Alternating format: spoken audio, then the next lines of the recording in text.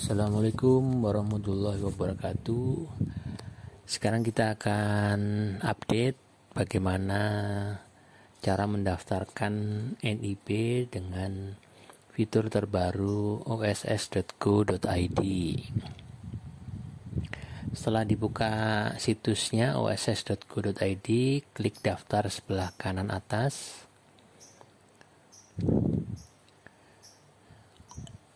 Setelah itu muncul dua pilihan, UMK dan non-UMK. Kita pilih UMK. Kemudian skala usahanya adalah orang perseorangan, jangan keliru badan usaha. Oke, pilihlah yang atas, orang perseorangan.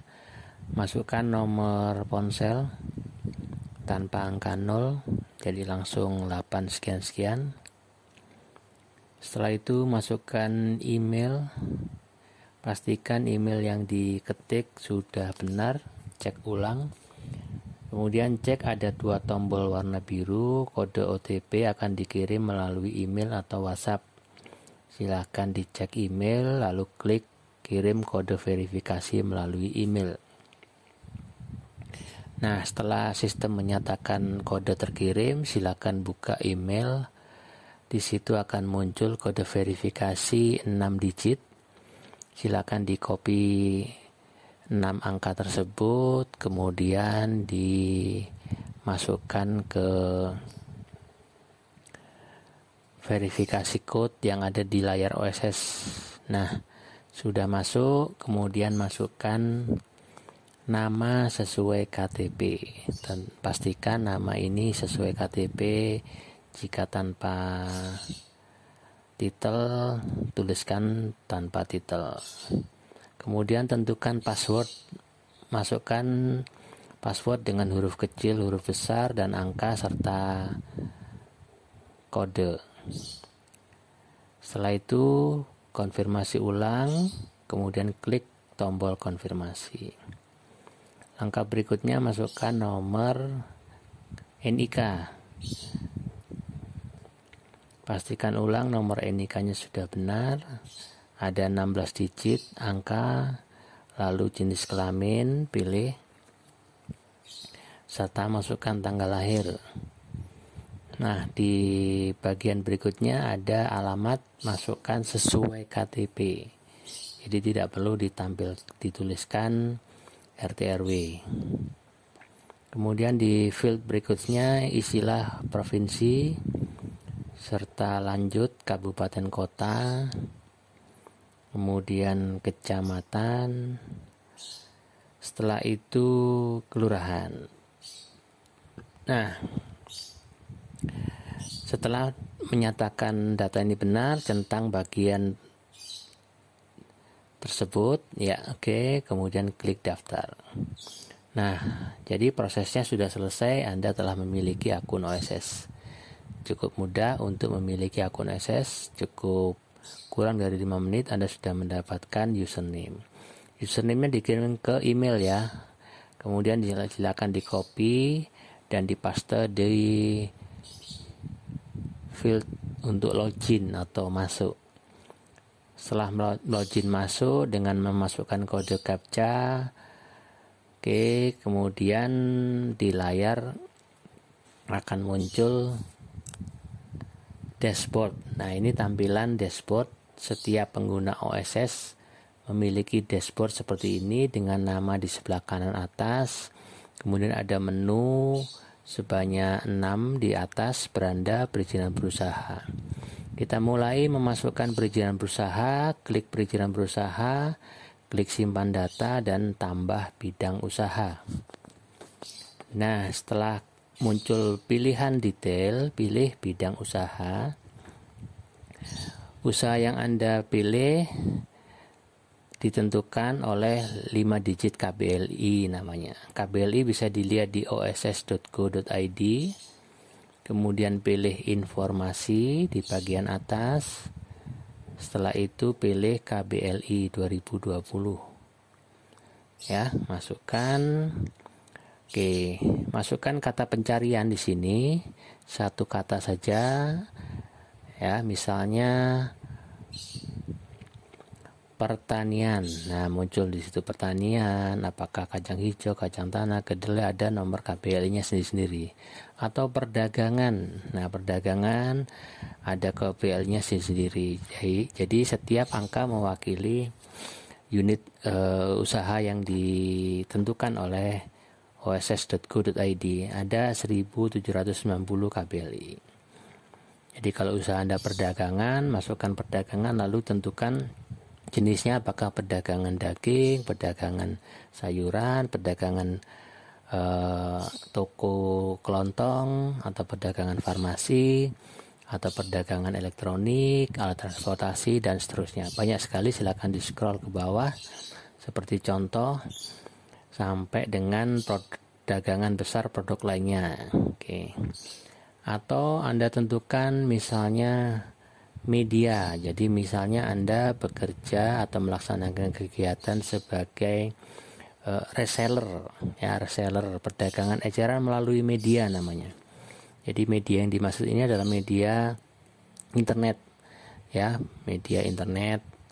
Nah, di sini ada kode KBLI-nya seperti contoh 47913. Nah, untuk mengetahui apakah KBLI Anda itu masuk kategori risiko rendah, klik di ruang lingkup. Nah, di situ muncul tingkat risiko rendah. Disarankan untuk memilih tingkat risikonya yang rendah. Jika tidak, Anda bisa ulangi lagi proses pencariannya tadi. Oke, kita kembali ke layar OSS dashboard kita, kemudian masukkan 47913 atau 14 yang kita pilih. Oke, kemudian ruang lingkup jangan lupa diisi seluruh bagian yang ini. Setelah selesai, klik simpan kanan bawah. Kemudian untuk nama usaha tentukan, ya, nama usahanya. Kalau toko berarti nama tokonya, atau kalau punya nama online shopnya, diketik nama online shopnya. Kemudian setelah itu lokasi kegiatan usaha, ya, diklik daratan, kemudian luas lahan usahanya. Ini adalah saat Anda melakukan aktivitas itu kira-kira berapa kali berapa ukuran usahanya. Nah, alamat usaha bisa berbeda dengan identitas KTP, bisa domisili saat ini atau domisili usahanya. Tetap masukkan provinsi, kabupaten, kota, kecamatan. Alamat usaha tidak perlu ditampilkan RT RW. Jangan lupa untuk menambahkan kode pos. Jika belum mengerti, bisa dicari di googling. Kemudian bagian field pembangunan gedung, pilih tidak, dan modal usaha tulislah di sini maksimal 1 miliar, ya, karena usaha mikro maksimal 1 miliar. Nah, setelah klik validasi risiko, muncullah risiko rendah. Sudah tepat, kemudian jumlah tenaga kerjanya dimasukkan, minimal angka 1 ditulis, kemudian tambah produk atau jasa. Kapasitas di sini adalah omset, ya, selama setahun berapa kira-kira, misalnya ditulis 5 juta atau 12 juta. Kemudian jenis produk yang dijual apa, misalnya online shop pakaian, online shop kebutuhan rumah tangga, gitu ya. Setelah itu klik simpan. Nah, setelah selesai, tombol selesai diklik, ada langkah terakhir yang perlu dilakukan, yaitu kita menentukan perizinan berusahanya. Tapi bisa juga kita ingin menambahkan lagi, tadi kan 1 KBLI 47913.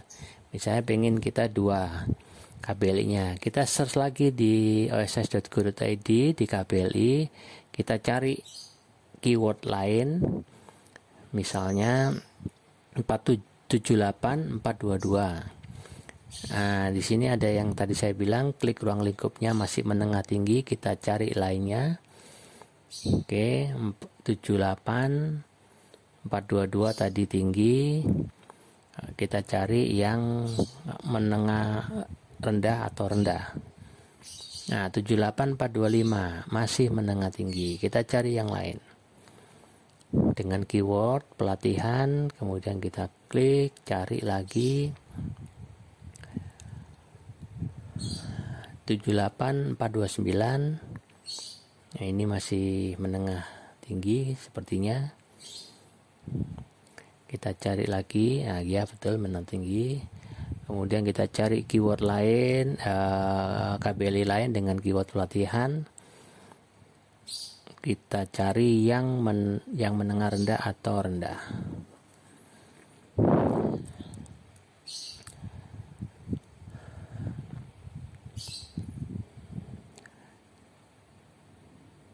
Oke, coba 78435. Kita cek di ruang lingkup. Nah, ini dia, ketemu tingkat risikonya rendah. Kita catat 78435. Kita kembali ke layar dashboard. Kita klik pilih bidang usahanya. Kita masukkan bidang usahanya 78435. Oke, muncul ya. Kemudian ruang lingkupnya seluruh. Setelah itu simpan. Oke, nah nama usahanya bisa berbeda dengan yang KBLI tadi, bisa sama ya, tergantung si pemilik usahanya.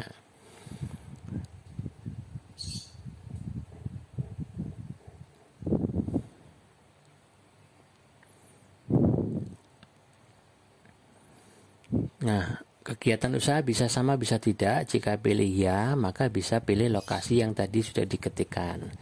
Tapi jika pilih tidak, bisa tentukan alamat domisili usaha yang berbeda. Jadi satu KBLI, satu alamat usaha. Nah, kemudian kalau pilih tidak sama dengan sebelumnya, maka isi ulang luas lahannya, kemudian alamat usahanya, provinsi, kabupaten kota, kecamatan, kelurahan, sampai dengan kode pos. Nah, ada pilihan pembangunan gedung, pilih tidak, kemudian kegiatan usaha ini sudah berjalan atau belum, boleh diisi sudah atau belum, lalu modal usahanya. Jangan lupa klik validasi risiko warna biru sehingga muncul notifikasi warna hijau. Deskripsi dan tenaga kerja diketik, lalu tambah produk atau jasa. Nah, jika KBLI sebelumnya adalah rupiah, bisa jadi KBLI lainnya tidak rupiah. Jadi bisa tentukan Anda kapasitasnya berapa dalam hitungan omset selama 1 tahun. Mau pak, mau kilogram boleh ya. Oke.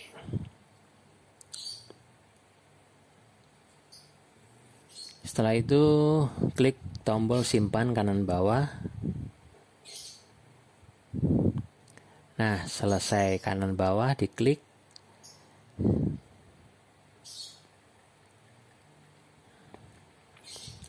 Setelah proses KBLI yang kedua dimasukkan, proses berikutnya adalah proses bagaimana pernyataan mandiri itu dilakukan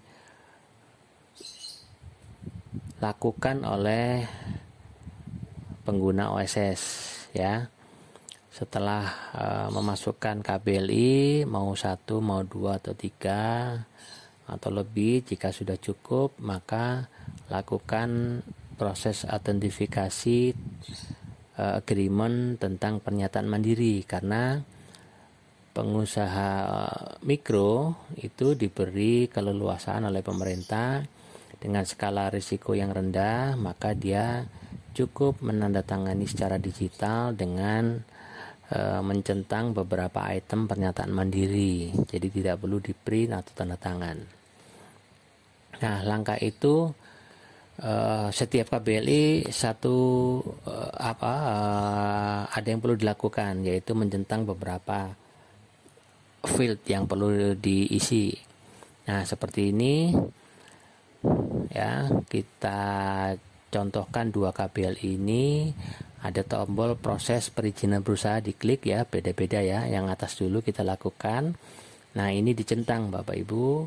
Kemudian bawahnya ada lagi. Jadi setiap KBLI berbeda, ada yang 4, ada yang 5, ada yang 3 ya. Kita lanjut. Nah, kemudian dia muncul draft. Nah, draft ini kita cek, setelah oke kita centang dan terbitkan perizinan berusaha. Jadi draft ini menyatakan kita bisa memeriksa dulu kalau sudah oke. Klik terbitkan perizinan berusaha. Langkah yang sama dilakukan di KPLI yang lainnya, centang pernyataan mandirinya, kemudian klik lanjut, maka prosesnya sudah selesai sampai dengan tombol cetak NIB-nya muncul di layar. Sehingga saat ini juga Anda sebagai pemilik akun OSS sudah bisa mencetak NIB. Suatu ketika Anda bisa melakukan pula penambahan KPLI. Ya, sudah oke, kita klik cetak, prosesnya sudah selesai.